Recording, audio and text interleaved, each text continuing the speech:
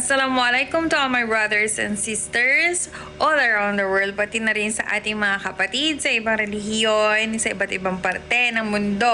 Kamusta po kayong lahat? Inshallah po ay nasa mabuti kayong kalagayan at hindi masyadong apektado sa mga nangyayari dito sa Pilipinas. Inshallah. So for today's video is all about our president. Okay? Napanood ko lang naman kanina itong video na to habang nagrarally sila. Hindi ko alam saan kumukuha ng lakas ng loob talaga itong si PBBM na sabihin niya sa mga taga-Tacloban, okay, na ang kauna-unahan daw na rumisponde si Senator Tolentino. Sa pagkakaalam ko, kaya ko nga nakilala si former President Rodrigo Roa Duterte. Siya ang nakita ko na unang dumating sa ground zero ng Tacloban. Bit-bit niya noon ang kanyang mga tauhan sa munisipyo ng Davao. May kasamang nurses, doktor, tapos mga ilang pagkain, kasama din first time ko din makita nun si Baste. At live telecast.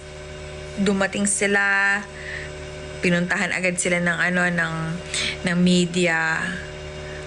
Naiiyak siya sa itsura ng Tacloban. So I think that was 2014. No, 2013 pala, 2013, November 2013 as far as I remember. Correct me if I'm wrong.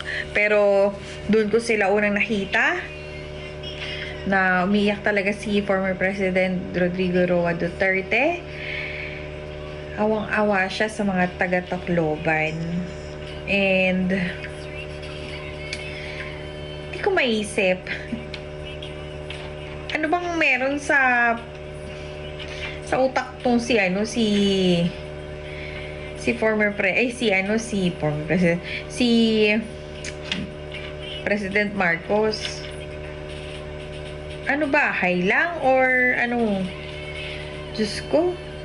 Hindi ko alam kung saan ka kumukuha ng mga history na kwento-kwento. Ikaw naman din, Tolentino, hindi ka naman nagsalita. Credit grabber kayo. Ano ba yan? Diyos ko, buti na lang talaga nanood ako ng balita noong panahon ng Tacloban. Kung hindi, maniniwala na sana ako sa inyo. Kaya lang nagkamali kayo. Napanood ko nung panahon na yon na ang unang pumunta si former President Duterte. So yun nga guys, ako kasi sa totoo lang, madali ako maniwala sa mga bagay-bagay. Lalong-lalo na pag naririnig ko at napapanood ko sa TV. Buti na lang talaga napanood ko muna ang media noon, nung araw na yon, nung araw na humupa ang Yolanda typhoon.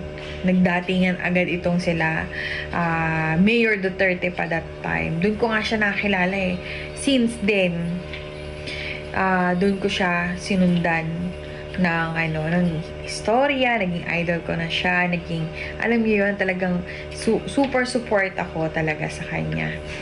Kaya, sasabihin na una guys, ko, parang, alam mo, sa totoo lang, yung mga ibag ko na yan, mga wrinkles ko na yan, feeling ko dahil kay kay PBBM yan. Total, sinungaling naman siya. Hindi magsisinungaling na din ako. Sisi ko sa kanya yung ibag ko. Dahil sa'yo, hindi ako nakakatulog. Ayan. Dahil, tawag dito, nag-iisip ako na paano ba masusolusyonan ang problema mo. Ikaw, gusto ko tang sulatan. Gusto ko tang gawan ng video na alam mo yun. Kasi, diba, as I have said, meron akong family na ang background is about drugs. Baka sakali makatulong tong magiging advice ko sa'yo tungkol sa drugs. Advice lang naman sa akin, President. Diba? Joke to. Baka mamaya itong pag-joke ko na to, kung saan umabot. Diba? Kasi nga naman, umiiyak tong si Adjong. Dun sa joke ni former president. Ano ba yan? Lahat na lang ba gagawin yung eksena? Lahat na lang gagawin yung ano? Tawag dito, lahat ng sasabihin ni former president? Ultimo pagkain, pagtae, pagutot? Ano? Lahat na lang pupunahin nyo? Diyos ko, baka mamaya pati pag-utot, bawal na din. Sabihin nyo, ba, umutot si si former president Rodrigo Duterte. O, ipakulong na? Grabe kayo. Lahat na lang lahat na lang talaga ibubutas at ibubutas ninyo. Ay, nako. Sa totoo lang kaya kayo nang gagalaite. Alam nyo kung anong assessment ko? Kasi hindi affected sa inyo ang pamilyang Duterte. Yun. Kaya kayo nang gagalaiti, kayo nang gusto yung guluhin ng kanilang ang kanilang pakiramdam, ang kanilang plano, ang kanilang diskarte sa buhay. Oo, alam mo, inggit. Inggit talaga itong nakikita ko. Yung pakikipag nyo, talo nyo lagi kay kay former President Duterte. Buti nga si BP Sara ngayon, tahimik, di ba? Wala talagang maririnig. Pero ngayon, lahat pagkakibot, kasalanan na agad. Ultimo yung pagsubo siguro sa kutsara ng pagkain. Baka mamaya may issue pa rin. Di ba, Jong? Diyos ko po. Hindi na siya nakakatuwa na pakinggan. Laki mong tao, umiyak ka, Jong. Ba't ganun?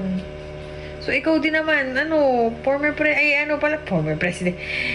Kasi feeling ko kasi wala ka na kasi sa sa sirkulasyon President Marcos Joke yun, ha?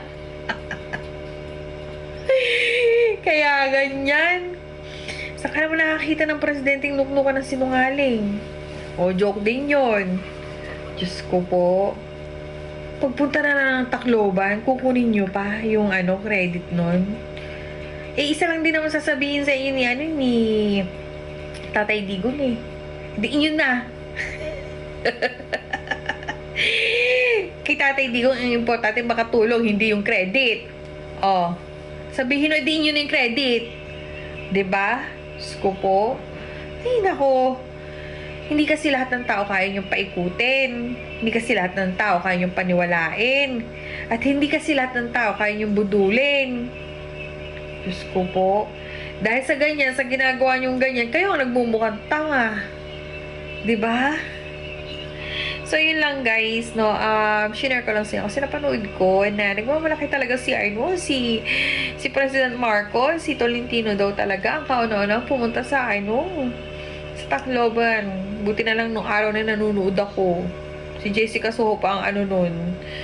Ang newscaster, tsaka si hindi, si Love Anyuber pala, shoutout sa'yo. Si Love Anyuber pala ang nun, ang newscaster nun. O, diba? Alam na alam ko.